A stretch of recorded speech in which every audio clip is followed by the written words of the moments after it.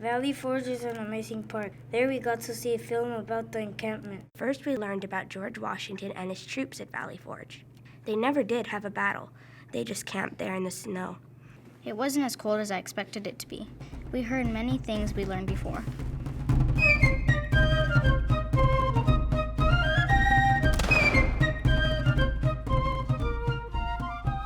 The Freedoms Foundation was founded in 1949 with the purpose of recognizing good citizenship.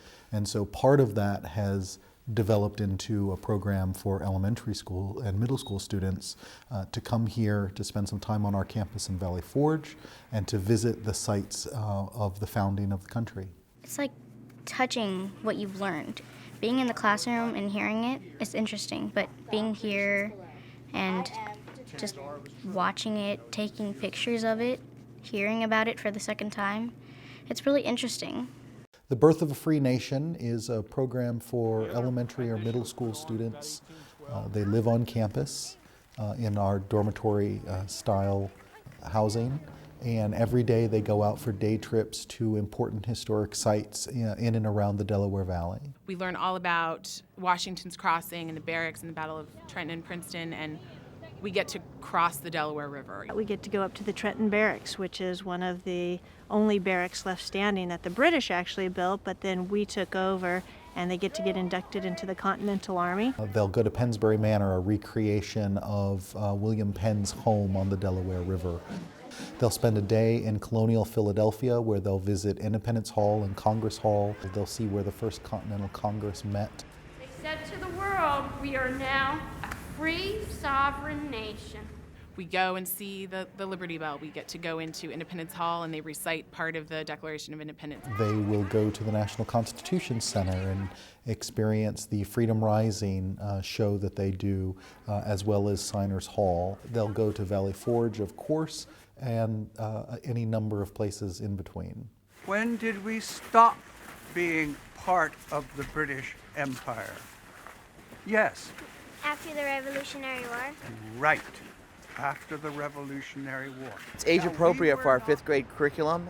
It matches perfectly with our textbooks and really talks about constitutional history, colonial history. The two line up incredibly well, and that's why we're here. My name is Thomas Jefferson. As has been mentioned, and I'm sure you've already heard, I'm the author of the American Declaration of Independence. I think the best thing that they do is they bring the speakers to us. The words that these men speak, words that the children up until this point had only seen written in a book. When they come in, you can see the awe, like, wow. How are you this evening? Good. Just good? Great. What did you do? When they see these outstanding teachers coming and speaking to them, and they are really amazing what they can do. They grab the attention of the students, and the students get to see. You could barely tell the difference between them if, like, the real one was actually there. Now, Sarah, I'll give you 5 tries, all right, to achieve the goal implicit in the design. It's unbelievable how much they know about the person, and you can ask them pretty much anything, even if it would have been a perspective from back then, and they'll still give you an answer to everything. And I have come with a question, a story, and a challenge. But first, the question. Does anyone here recognize this document? They do the teaching, and it's not even teaching, it's the actual characters come to life. So Benjamin Franklin comes and visits us, and they get to ask him personal questions. Places all over the world, and that's what I wanted. I wanted these great adventures for myself. Now, I was practical. I realized at 11 I could not start as a ship captain. I was willing to work my way up. They're like the real deal. They're the living history, and these kids are soaking it up. Raise your hand if you think we're at the back of the house. Raise your hand if you think we're at the front of the house. We're at the front. What? Most of the stuff that they taught us, it wasn't really in the book, not many history books. Walking across the Delaware River, you were like right over where George Washington supposedly was crossing. It's just fantastic to see the kids really get a better grip, because you can teach them from a book, you can show them pictures, but until they walk down that that road or until they see what it's like out on the Delaware River, they don't have a broad understanding. And that understanding, when we can say, okay, they were crossing the Delaware in the cold, they don't know. Now they know. It could have been a bloody battle, but it ended up to be a battle with the weather. They make it extremely easy for us. All we need to do is tell them our expectations, and they set up all the tours. They have a tour guide that comes out and leads us. They also schedule all the sites that we see, the locations we go to. The buses are that meet us every morning, take us back to the Freedoms Foundation. It's extremely easy. The grounds are extremely well lit at night.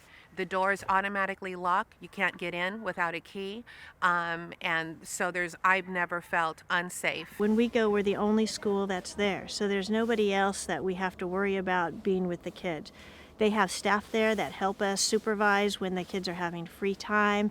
What we get to do after we come back, there's a game room where you can play pool, video games, foosball, a lot of fun stuff.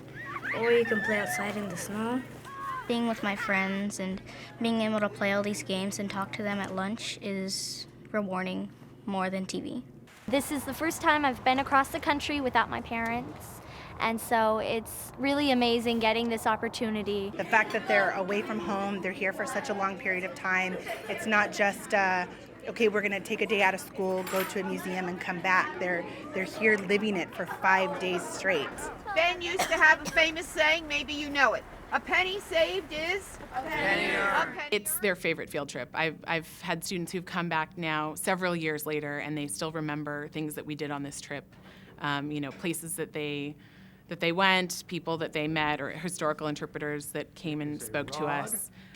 It really leaves an impression. I had no idea what to expect, and I am just full of energy and enthusiasm now, as well as the kids. We're going to go debate and reenact and write papers, and they're just really pumped, and so am I. Yeah, so do it. Go for it. It's amazing. There is still room for 2 or 200 or 200 million more. As I go, I challenge each one of you to come forward and sign. Join us. Let freedom ring!